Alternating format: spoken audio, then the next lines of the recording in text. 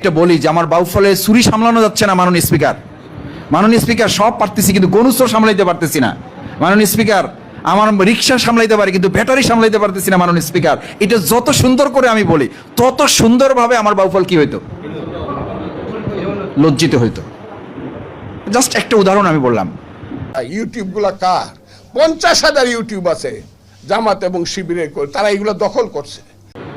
আমি আপনাদের কাছে আজকে একটা আবেদন করার জন্য মূলত একত্রিত হয়েছি। সে আবেদনটা হচ্ছে আমাদের এই কন্টেন্টগুলো তৈরি করা অবশ্যই আমাদের বিষয় নির্বাচন, প্ল্যাটফর্ম নির্বাচন, আইডিয়া ডেভেলপ করা, আমাদের রিসার্চ করা, এ বিষয়ে আমাদের আরও জ্ঞান অর্জন করা, এ সমস্ত বিষয়গুলো সামনে রেখে যেন আমরা শুধু একটা বিষয় আমি আপনাদের দৃষ্টি আকর্ষণ করা, সেটি হচ্ছে যে বিষয়টা তুলে ধরতে গিয়ে আমরা প্রয়োজনীয়তাটা অ্যাড্রেস করব, কিন্তু আমার বাউফলটা যেন আবার কোনোভাবে দেশের কাছে ছোট না হয়ে যায়, বাউফলটা যেন লজ্জিত না হয়, এটা আমাকে একটু কনসিডারেশনে রাখতে হবে।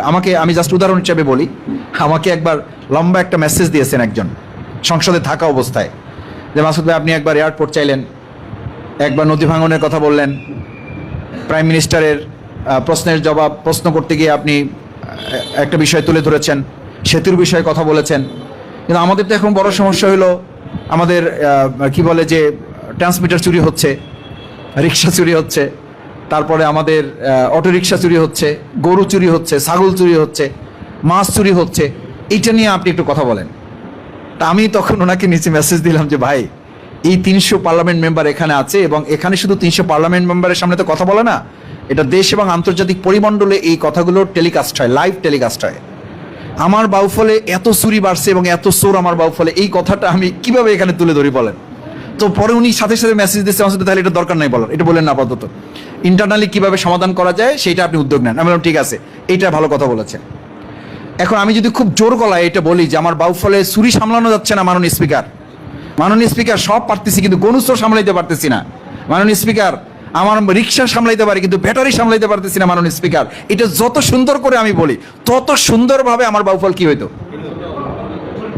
লজ্জিত হইতো। জাস্ট একটা উদাহরণ আমি বললাম। আপনারা আমাদেরকে শাসন করার জন্য আপনাদের এই ক্রিয়েটর হিসাবে যে ক্রিয়েশনগুলো, আপনাদের সৃষ্টিগুলো, যে ভিডিওগুলো আপনারা তৈরি করেন, এগুলো কিন্তু আমাদেরকে আতঙ্কিত করে। আতঙ্কিত যেহেতু করে, স্বাভাবিকভাবেই আমরা এখান থেকে সহযোগিতা পাই এবং সেটার আলোকে মানুষের কাছে পৌঁছার জন্য আমরা চেষ্টা করি। সেজন্য আমি আপনাদেরকে আরেকবার ধন্যবাদ জানাচ্ছি। আমি অত্যন্ত গর্বিত যে এত সংখ্যক কন্টেন্ট ক্রিয়েটর আমার প্রিয় বাউফলে আছে। সত্যিও আমার নিজেরও এটা জানা ছিল না। এটা আমার জন্য একটা অত্যন্ত সমৃদ্ধ অভিজ্ঞতা এবং আমি আশা করি এত সংখ্যক কন্টেন্ট ক্রিয়েটর যে উপজেলা আছে, সেই উপজেলায় এমপি বিপদগামী হইতে পারে, বিচ্যুত হইতে পারে, কিন্তু বাউফল বিচ্যুত হবে না ইনশাআল্লাহ।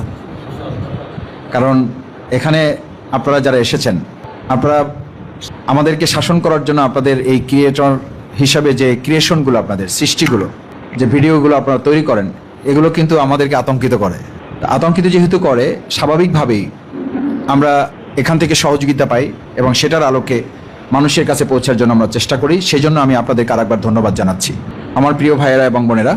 দ্বিতীয় হচ্ছে, আমি অত্যন্ত কৃতজ্ঞ যে নির্বাচনের সময় সত্যি আপনারা এমন অনেকে ঝুঁকি নিয়েছেন যে আমি শফিকুল ইসলাম মাসুদ নির্বাচনের পরের দিন হয়তো সহি সালামতে ঢাকায় চলে যেতে পারতাম। যদি ভিন্ন কোনো রেজাল্ট হতো তাহলে আপনাদের অনেকেরই এই বাউফলে হয়তো থাকাটা অসম্ভব হতো এবং আপনাদের ব্যক্তি, পরিবার, সামাজিক, রাজনৈতিক, পেশাগত অঙ্গনে আপনাদের অনেক বড় এক বিপদ নেমে আসতে পারত। আমি আপনাদের প্রতি কৃতজ্ঞতার সাথে সেই কাজগুলো স্মরণ করছি। চতুর্থ হচ্ছে, সুতরাং আজকে এই আপনারা যারা কষ্ট করে এ পর্যন্ত আসছেন বা কষ্ট করছেন, আমি অন্তত এটা বুঝার চেষ্টা করি এই প্রতিবাদী অবস্থানটা কত শক্ত এবং এটা কতটা জুলুমের শিকার হতে হয়, কতটা কষ্ট আপনাদের করতে হয়। এই জন্য আজকে প্রকৃতপক্ষে আপনাদের 3টা বিষয় আমি বোঝার চেষ্টা করেছি। এক, আপনাদের এটা একটা প্ল্যাটফর্ম আছে, এই প্ল্যাটফর্মটাকে যদি অফিসিয়ালি এটাকে একটা রূপ দেওয়া যায়, সেটা আপনারা একটা চিন্তা করেন। চিন্তা করে আমাকে আপনারা আলোচনার ভিত্তিতে যদি মনে করেন এটা করলে আপনাদের জন্য ভালো হবে, এটার নেগেটিভ, পজিটিভ, এটার বাস্তবতা, সাস্টেইনিটি, এটার দীর্ঘস্থায়িত্ব, সব কিছু মিলে আপনারা চিন্তা করে আমাকে একটা প্রপোজাল দিলে আমি আপনাদের সাথে আলোচনা করে সেটার ব্যাপারে সিদ্ধান্ত গ্রহণ করব। নাম্বার 2 হচ্ছে, আমার কাছে এর চেয়েও গুরুত্বপূর্ণ মনে হয় যে আপনাদের যে পেশায় আপনারা, এটা তো পেশা না, মানে এটা দেশের জন্য, জাতির জন্য, মানুষের জন্য আপনাদের কাজ করা, সেই কাজটা করার ক্ষেত্রে আপনাদের ট্রেনিংটা কিন্তু অত্যন্ত গুরুত্বপূর্ণ, প্রশিক্ষণটা অত্যন্ত গুরুত্বপূর্ণ। যদি আপনারা অ্যালাউ করেন তাহলে আপনাদের প্রতি 2 মাস অন্তর হোক, 3 মাস অন্তর হোক, আমি আপনাদের সমস্ত, শুধু আপনাদের উপস্থিত থাকবে আর বাকি সমস্ত arrangement, logistic supports and trainer যা যা লাগে দিয়ে আমি আপনাদের আরও ভালোভাবে আপনারা বাউফলকে বাংলাদেশ ছাড়িয়ে পৃথিবীর মানচিত্রে এটাকে তুলে ধরতে পারেন, সেটার জন্য আরও ভালো ট্রেনিংয়ের ব্যবস্থা যদি করা প্রয়োজন হয় সেটা আমি করে দেবো।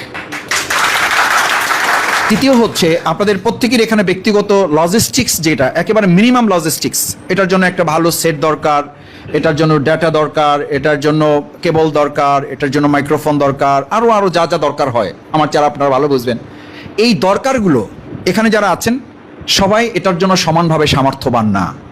হয়তো দেখা গেল তার যোগ্যতা ভালো কিন্তু তার ক্যাপাসিটিটা ঠিক ওরকম না, আবার একজনের ক্যাপাসিটি ভালো কিন্তু সেই অনুযায়ী আবার তিনি এটার জন্য অতটা ক্যাপেবল না। এই জায়গায়ও যদি একদম খোলা মনে, জাস্ট কোনো মাধ্যম ছাড়া, আমি বলেছি আমি শফিকুল ইসলাম মাসুদ কয়দিন এমপি আছে আমি জানি না, আর আপনারা আজকে এমপি করতেছেন, মহোদয় করতেছেন, আমি এর কোনোটাই না। আমি আগেও যেটা বলেছি এখনো আসি এবং যে কদিন আসি আমি আপনাদের সেবক খাদেম হিসাবেই আজকে, কিন্তু 1-2 জন আমাকে বলেছেন, বাট আমি কিন্তু আমার টিমকে আমি বলেছি যে আমি এবার এবং তারও আগে আমার প্ল্যানটা ছিল, সময়ের ব্যস্ততার কারণে আমি আপনাদের নিয়ে বসতে পারি নাই। আমি নিজ উদ্যোগেই আমি বলেছি যে আমার এই ভাই বোনদের সাথে আমি বসতে চাই, কারণ তাদেরকে প্রমোট করতে হবে। কারণ এই কথাগুলো আমার আশেপাশে যারা থাকে তারা অনেক সময় বলতে সাহস করে না বা বলাটা পছন্দ করে না। সেই কথাগুলো আমি যাদের মাধ্যমে জানতে পাই তাদের কাছে আমার যেতে হবে, তাদের কথা শুনতে হবে এবং তাদেরকে এই কথা বলতে হবে যে আপনারা সাহস করে বলছেন এবং সাহস করে এই কথা বলে যেতে থাকতেই হবে। আপনারা এটা বলবেন। শেষ কথা, আজকে এখানে যারা এসছেন কোনোভাবেই আপনারা মনে করবেন না, এটা রুমেন কিছুটা বলেছে, আমি একদম আরও স্পষ্ট করে বলি, কোনোভাবেই এটা মনে করবেন না যে এই প্রোগ্রামের মধ্য দিয়ে শফিকুল ইসলাম মাসুদের বিরুদ্ধে বোধহয় সামনে আর কোনো কথা বলার স্কোপ থাকলো না। আমি আজকে আপনাদেরকে ডাকছি কথা বলার জন্য। আমি ছাত্র জীবন থেকে, মানে আমি খুব খোলা মনে বলি আর কি, ছাত্র জীবন থেকে আমি তাকে পছন্দ করতাম যে আমার ব্যাপারে সবচেয়ে বেশি প্রতিবাদী ভূমিকা পালন করতো। কারণ আমার বন্ধু হচ্ছে সে যে আমার ত্রুটিটা, হ্যাঁ হয়তো সেটাই হয়তো একটু কম বেশি বলে, কিন্তু বলে তো, এই যে বলে সে বলার মধ্যেও তো আমার একটা প্রচার আছে। প্রথম কথা হলো এটা। দ্বিতীয় হলো এটার মধ্যে তো আমার একটা শেখার আছে। তৃতীয় হলো এই সাহস করে কথা বলার লোক যতদিন থাকবে ততদিন আমাদের সমাজটা ভালো থাকবে। বাউফলে আমি আপনাদেরকে এই লাইসেন্স দিয়ে যাচ্ছি, কিন্তু ওই যে শুধু শর্ত অতটুকু যে আমাকে ক্ষতিগ্রস্ত বা আমাকে হ্যায় প্রতিপন্ন করতে গিয়ে যেন আমার প্রিয় বাউফলটা লজ্জিত না হয়, অতটুকু সুযোগ যেন আপনাদের এই খাদেম বা আপনাদের এই সেবক, আপনাদের এই ভাই মাসুদ যেন পায়, এইটুকু সুযোগও আমাকে একটু দিয়েন।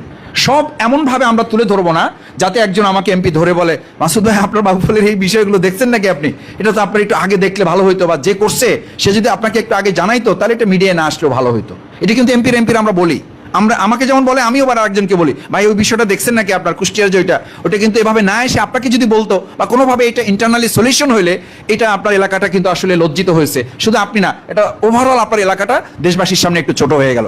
শুধু এই জায়গাটুকু কনসিডার করা ছাড়া আপনারা অবশ্যই আপনাদের লজিকের জায়গা থেকে, যুক্তির জায়গা থেকে, আইডিয়ার জায়গা থেকে, বিশেষ করে আমার বোনেরা এখানে, ছোট বোনেরা এখানে এসেছে, আমি তাদের প্রতি কৃতজ্ঞ। আমার ভাইয়েরা তো আছেই, এবং আমি আজকে লক্ষ্য করলাম যে বয়সী তরুণ তারা জুলাই যুদ্ধে ভূমিকা রেখেছে। আমি আগামীকালকে একটা কর্মসূচি রেখেছি জুলাই যোদ্ধা দিন নিয়ে, আশা করি সেখানে আজকে আপনারা এখানে যারা আছেন সেখানে তারা কালকে দাওয়াত পেয়েছেন ইতিমধ্যে, অথবা না পেলেও আগাম দাওয়াত রইল, কালকে নিশ্চয়ই তারা উপস্থিত হবেন। তাদের সাথেও আমরা কিছু বিষয় নিয়ে শেয়ার করবো এবং কিছু পরিকল্পনা আমরা গ্রহণ করব।